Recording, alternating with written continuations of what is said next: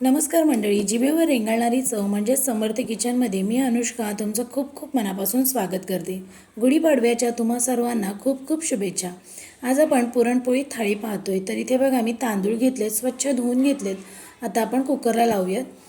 तर भात लावले, त्याच्यासोबतच 2 बटाटे देखील मी उकडत घालणार आहे। तर ह्याची बटाट्याची भाजी करणार आहे। तर पुरणपोळीच्या थाळीबरोबर बटाट्याची भाजी असतेच। तर आता झाकण लावून छान अशा 3 ते 4 शिट्या करून घेणार आहे। आता कुकरला शिट्या होत आहेत तोपर्यंत आपण पुरणपोळीसाठी लागणारं कणिक आहे ती मळून घेऊयात। तर इथे मी हळद, मीठ आणि गव्हाचं पीठ घेतलेलं आहे। तर तुम्ही गव्हाच्या पिठाऐवजी मैद्याचं पीठ वापरू शकता किंवा निम्म गव्हाचं पीठ आणि निम्म मैद्याचं पीठ वापरू शकता। आणि लागेल तसं पाणी घालून यामध्ये कणिक चांगली मळून घ्यायची आहे। तर कणिक जास्त घट्टही नाही जास्त पातळही मळून घ्यायची नाही, अशी मध्यम अशी मळून घ्यायची। थोडंसं तेल घालायचं आणि परत एकदा चांगलं मळून घ्यायचं आहे। आणि ही कणिक जी आहे ती अर्धा ते पाऊण तास चांगली भिजली पाहिजेत। तर इथे बघा शिट्यासुद्धा होत आहेत पीठ मळता मळता। तर कणिक चांगली मळून घेतली की एक अर्धा तास जरी भिजली की पुरणपोळ्या ज्या आहेत त्या छान तयार होतात। तर आता पीठ जे आहे ते मी भिजत ठेवते। आता आपण कुकर बघूया। कुकर थंड झालेला आहे आता। तर बघा बटाटे जे आहेत ते छान शिजलेले आहेत। तर काढून घेते। भातसुद्धा शिजलेला आहे। तर भातसुद्धा काढून घेतला आहे आणि आता त्याच कुकरमध्ये मी चण्याची डाळ शिजवत घालणार आहे। तर ही वजनी प्रमाणात पाव किलो आहे।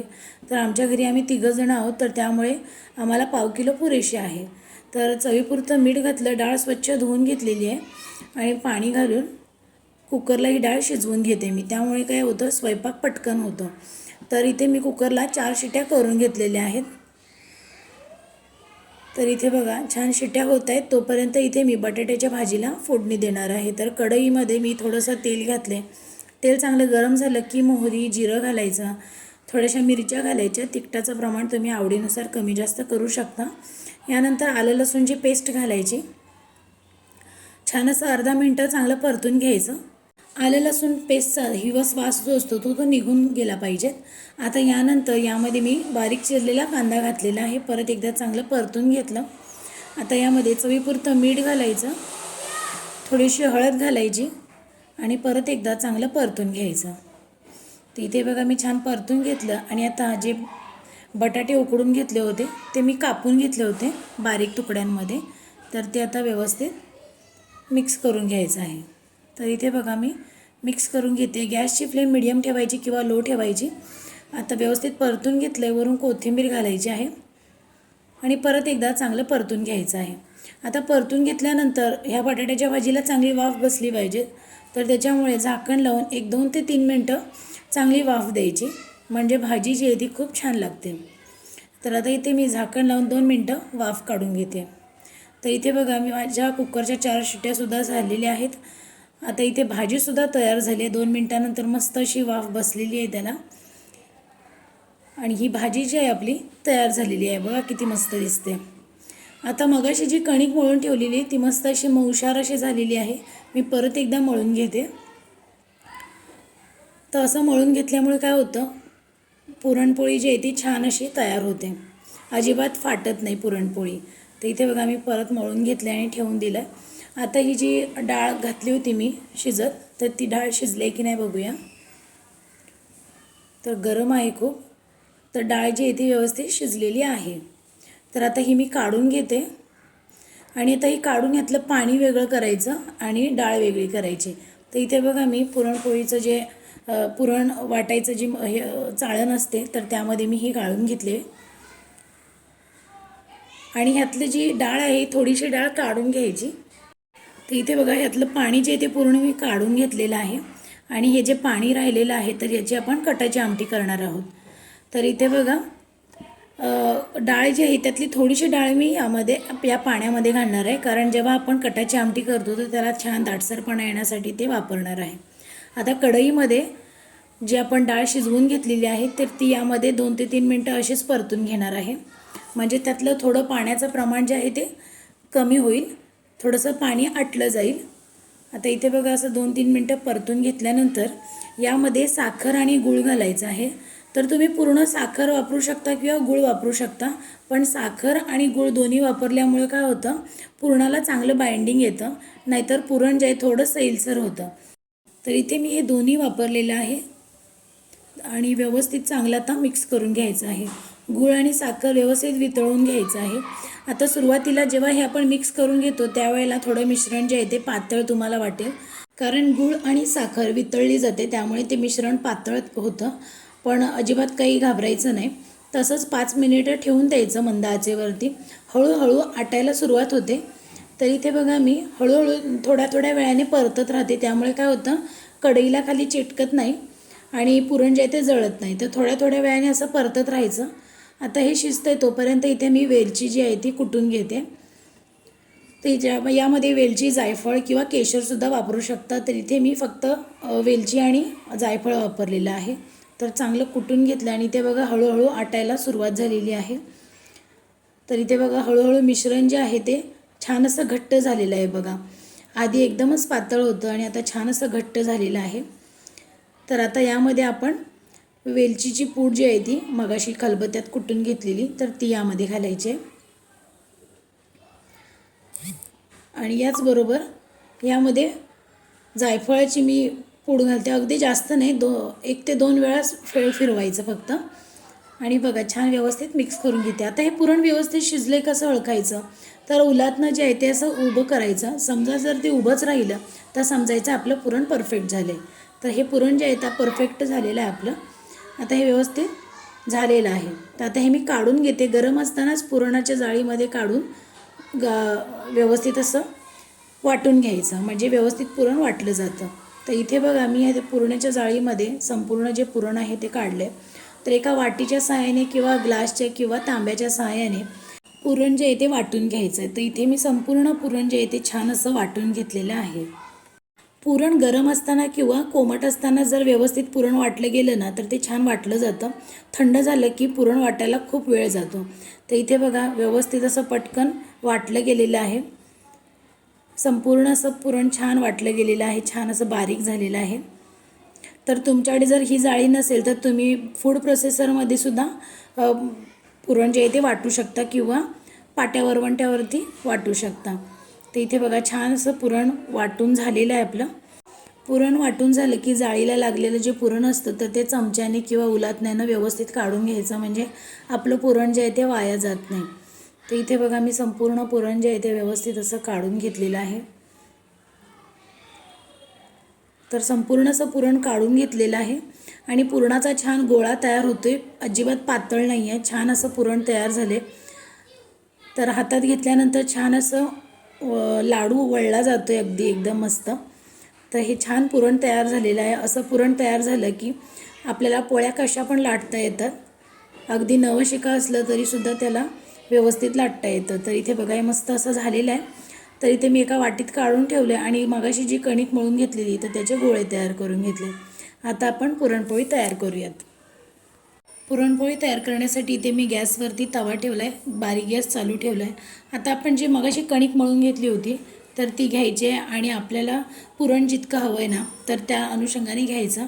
जितकं आपण कणिक घेतो त्याच्या दुप्पट हे घ्यायचं आहे, पुरण घ्यायचं आहे. तर इथे बघा मी पारी छान करून घेते. तेलाचा किंवा पिठाचा हात लावून घ्यायचा आणि मी कृती दाखवते त्याप्रमाणे छान पुरण जे आहे ते आतमध्ये घालून घ्यायचं आहे आणि उरलेलं जे एक्स्ट्राचं जे पीठ असतं ना तर ते पीठ काढून घ्यायचं आहे, म्हणजेच कणिक जे आहे ती काढून घ्यायची आहे. आणि छान असा गोळा तयार करून घ्यायचा. थोडंसं दाबून घ्यायचं, हलकंसं प्रेस करायचं आणि पिठामध्ये घोळवून लाटायचं आहे. जर तुम्हाला पिठाच्या ऐवजी तेलावरती लाटायचं असेल तर तेलावरती सुद्धा लाटू शकता.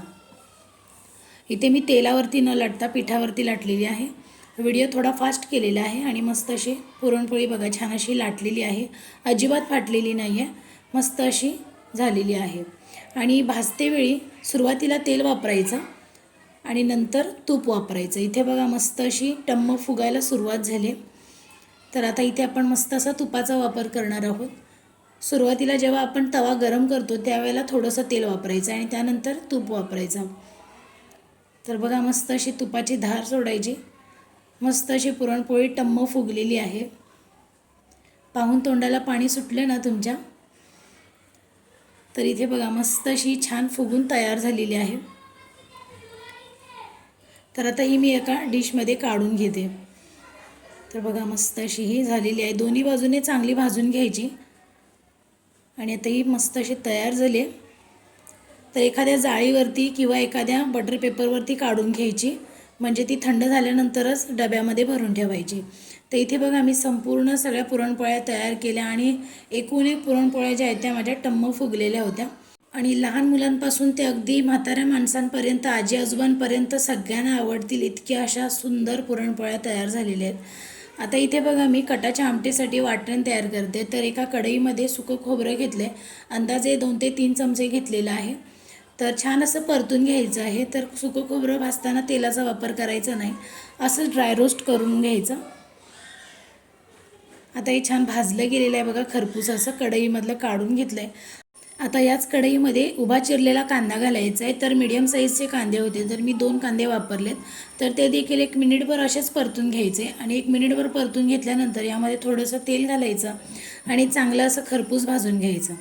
तर 2 ते 3 मिनटं भाजल्यानंतर यामध्ये थोडासा दालचिनीचा तुकडा घालायचा आहे आणि परत एकदा चांगलं परतायचं. आणि यानंतर कांदा चांगला शिजत आला की लवंग घालायचे. तर इथे मी एकच लवंग घातलेली आहे, जास्त लवंग घातलेली नाही. कांदा छान खरपूस भाजला की मगाशी जे सुकं खोबरं भाजलं होतं ते सुद्धा यामध्ये घातलं आणि व्यवस्थित एकजीव केलं. आता हे गरम आहे, हे थंड करण्यासाठी मी डिशमध्ये काढून घेते. आणि डिशमध्ये काढून घेतलं की थोडं पसरवायचं, म्हणजे पटकन थंड होतं. आणि हे थंड झाल्यानंतर मिक्सरला फिरवून घ्यायचं. तर आता हे थंड झालेलं आहे आणि मी मिक्सरला फिरवून घेते. तर हे फिरवत असताना यामध्ये घालायचं आहे कोथिंबीर. देठासकटच घालायची, म्हणजे फ्लेवर खूप छान येतो. याचबरोबर मगाशी जी डाळ आपण ठेवली होती काढून, तर ती डाळ यामध्ये घालायची आणि आवश्यकतेनुसार पाणी घालून चांगलं वाटून घ्यायचं. बघा छान वाटून तयार झाले. आता आपण फोडणी देऊया. तर इथे मी तेल घेतलं आहे, आवडीनुसार कमी जास्त तेल करायचं. यामध्ये घालायचं आहे मोहरी, जिरं, त्याचबरोबर आलं लसूणची पेस्ट घालायची, थोडी कढीपत्त्याची पानं घालायची आणि चांगलं अर्धा मिनटं किंवा 1 मिनटं चांगलं परतून घ्यायचं. आता छान व्यवस्थित परतून घेतलं की यामध्ये घालायचं आहे चवीपुरतं मीठ आणि चटणी घालायची. तर ही कोल्हापुरी चटणी आहे, म्हणजे आमचं घरचं लाल तिखट आहे. आणि परतून घ्यायचं चांगलं. आता हे परतून घेतलं आहे. आता यामध्ये आपण जे पाणी काढून घेतलं होतं डाळीचं, तर ते यामध्ये घालायचं आहे आणि हे परत एकदा चांगलं मिक्स करून घ्यायचं आहे.